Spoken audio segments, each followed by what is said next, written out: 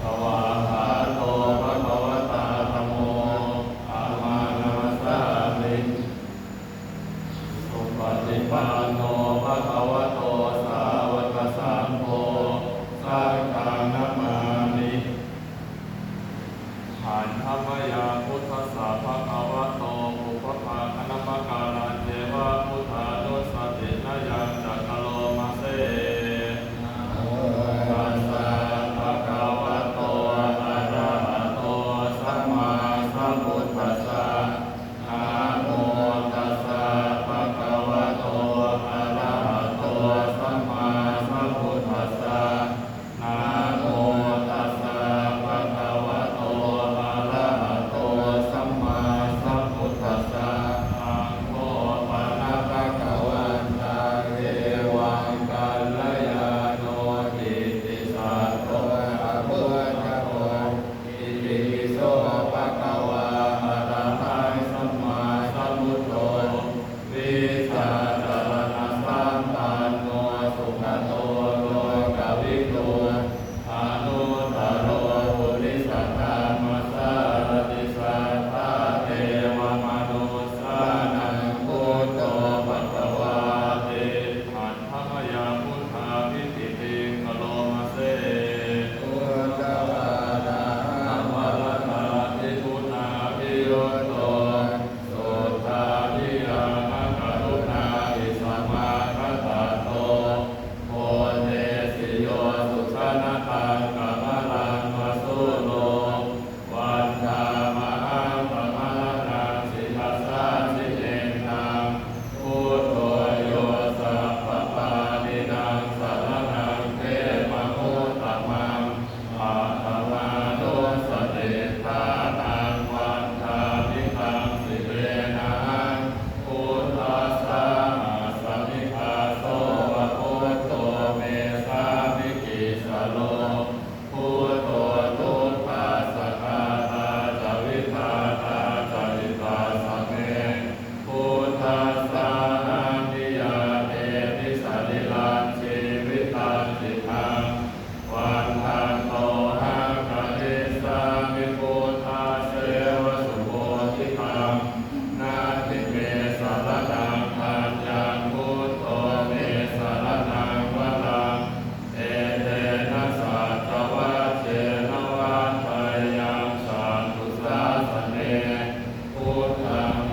วันธัมมาเนนะยังปุญญังปัสสุตังอิทังสัพเพปิอันตรายาเมมะเหสุตัสสะเตทัสสะจายนะวัจจายะวัจเจตสาวะพุทธิตุสัมมามุตตังเวยัญญังพุทโธสุขังโตตัสสะตาหะตะเลสัมโยตุเตหันธรรมยังธัมมานุสตินะยังกโลมาเสวะระโตภะคะวะตาธัมโมสันทิฏฐิโตอะกาลิโกเอหิปัสสิโกโอปัญญิโกปัสสะตังเวทิตาโพวิญโยเยติหันธรรมยังธัมมาภิติติกโลมาเสวะตาริกุณโยนวเสนะเสโย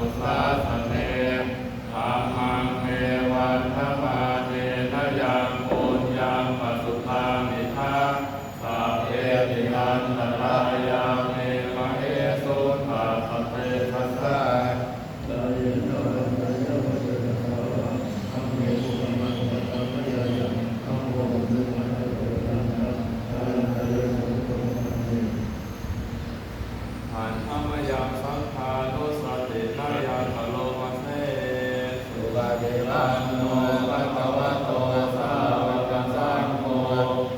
สุปฏิปันโนภะคะวะโตสาวกสังโฆญาญาปฏิปันโนภะคะวะโตสาวกสังโฆสาธุปฏิปันโนภะคะวะโตสาวกสังโฆญาติทังสัตตานิปุริสายุคานิอาตาปุริสปุคคลาเอส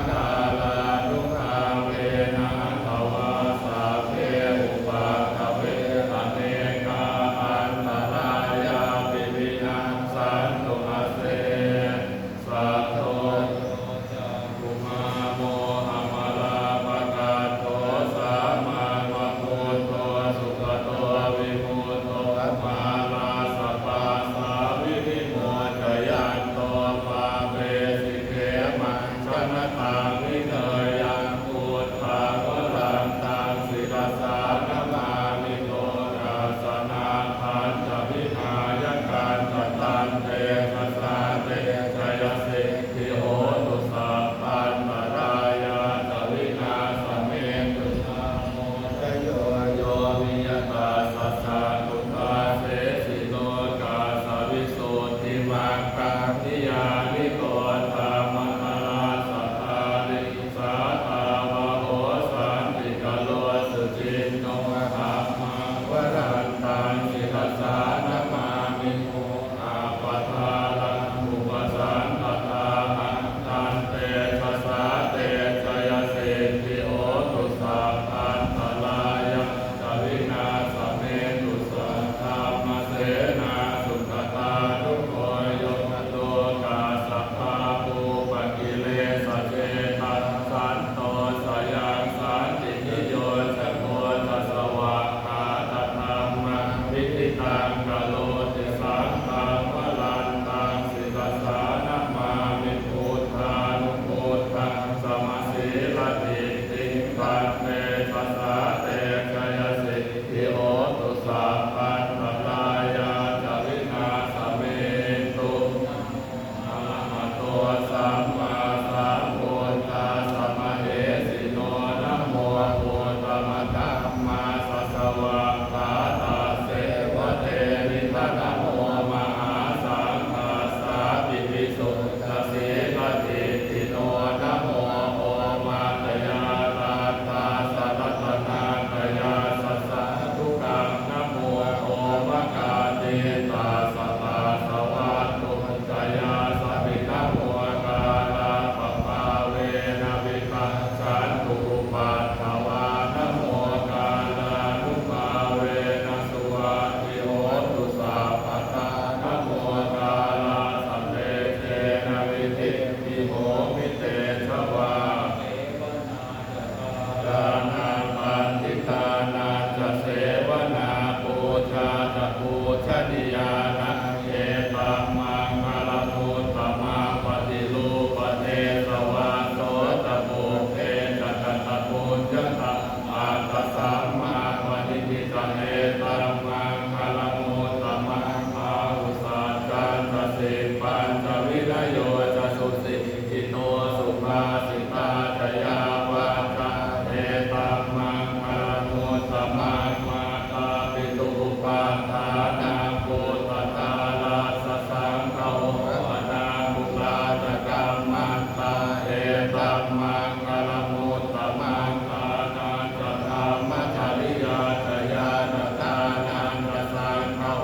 อานวัชชานิกัมมานิเอตัมมังคลมุตตมังอาลเตวิรเตปาปามาชปานาจะสัญญโมอาปมาโตจะธรรมเมสุเทตัมมังคลมุตตมังอาลโอจะนิวาโตจะสันโตติจะก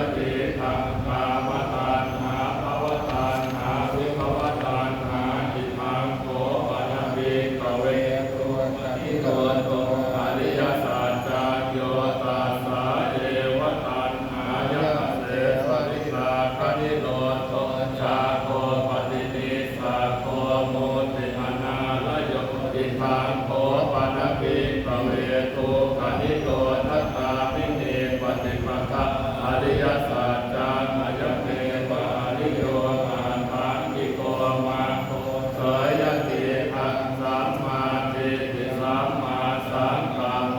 สัมมาวาจาสัมมากัมมันโตสัมมาอาชีวสัมมาวายามุสัมมาสติสัมมาสมาธิสังอริยสัจจันติเมติตเวปุเพอนันโนสุเตสุธรรมเมสุจักขุอุตตปาทิญาณอุตตปาทิปัญญาอุตตปาทิวิชชาอุตตปาทิอาโลโกอุตตปาทิตังโมปนิตังโมขังอริยสัจจังมลินเยยานติเมติตเวปุเพอนันโนสุเตสุธรรมเมสุจักขุอุตตปาทิญาณอุตตปาทิปัญญาอุตตปาทิวิชชาอุตตปาทิอาโลโกอุตตปาทิตังโมปนิตังโมขังอริยสัจจังมลินยา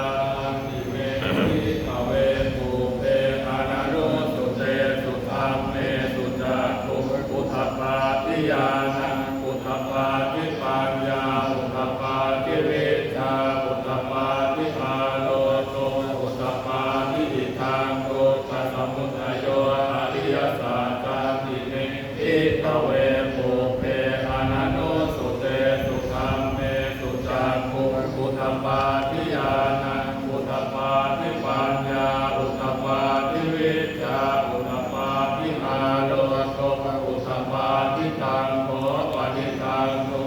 สมุทัยโยอริยสัจจังมหาปัปปันติเมติตเวปุเพอนันโนสุเตสุธรรมเมสุจักขุอุตตปาทิญาณอุตตปาทิปัญญาอุตตปาทิวิชชาอุตตปาทิอาโลโกอุตตปาทิตังโมปนิตังโมสมุทัยโยอริยสัจจังปะหินันติเมติตเวปุเพอนันโนสุเตสุธรรมเมสุจักขุอุตตปาทิญาณอุตตปาทิปัญญาอุตตปาทิวิชชาอุตตปาทิอาโลโกอุตตปาทิอิทังโก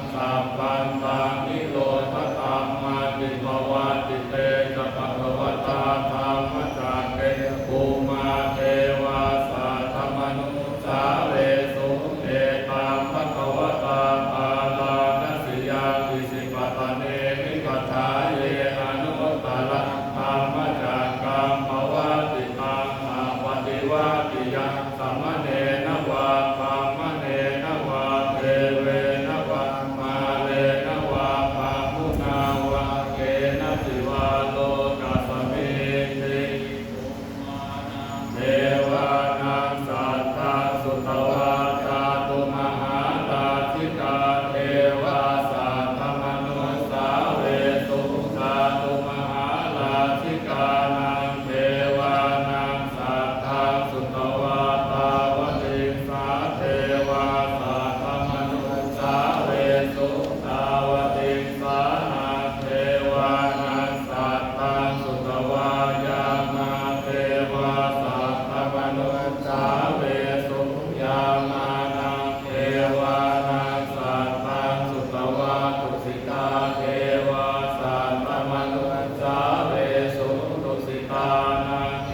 วานังสัทธาสุตวานิมมาทรติเทวาสัทธมนุสาเวสุนิมมาทรตินังเทวานังสัทธาสุตวาปรติมิตวสวัสติเทวาสัทธมนุสาเวสุปริติมิตวสวัสตินังเทวานังสัทธาสุตวานังมหาจิกาเทวาสัทธมนุสาเวสุเมนะภะคะวะตาภาลานัสยาติสิปตเนมิทัฏฐาเยอนุตตรังธัมมจักกังปวัตติตังอาปฏิวัติยังสัมมเนนะวะธัมมเนนะวะเทเวนะวะมาเลนะวะภาพุนาวะเตนะสิวะโลกัสสมิติเตนะคเนนะเตนะมุหุเตนะยาวะภาพะโลกาสัตโตอาโภคาสิอายัสสะสะสะสะหาสิโลกธาตุสังกังปิสัมปทาปิสัมปะเวทิหาปะมาโนจะโอลาโลโอภาโสโลเกปาตุระโมสิอติกาเมวะเทวานังเทวานุภาวังอัตโตภะคะวะอุทานังอุทานิสิอัญญาสิวัตโพโกฏฐานโยอัญญาสิวัตโพโกฏฐานโยติอิติขังอายะสมะโตโกฏฐานยาสอัญญาโกฏฐานโยสเววนามังอาโมทิติ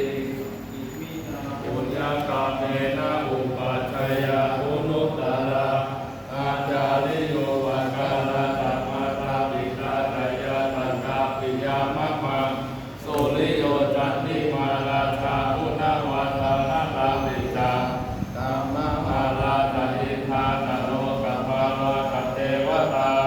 ยะโมมิกามนุสสะธรรมะสัพพะเวริกาปิจาสัพเพสัตตาสุขิโหตุปุญญานิปัสสาสานิเมสุขังยติวิทังเตตุติภะภะเตภะโอมัตตังอิมินาปุญญาตาเมนะอิมินาอุติเสนะจาปิมาหาสุรเตเทวะตานุปัสสะภะเจตนัง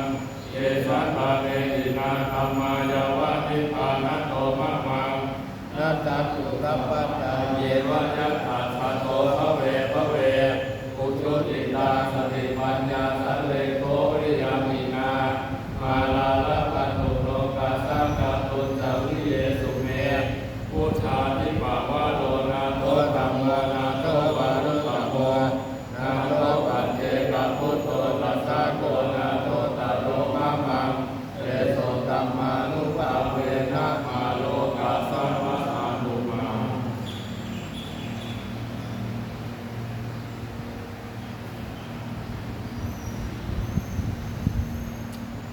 อะระหังสัมมาสัมพุทโธภะคะวาพุทธังภะคะวันตังอภิวาเทมิภะคะวะโตภะคะวะตาธัมโมธัมมังนัสสามิสุปฏิปันโนภะคะวะโตสาวกสังโฆสังฆังนัมมามิ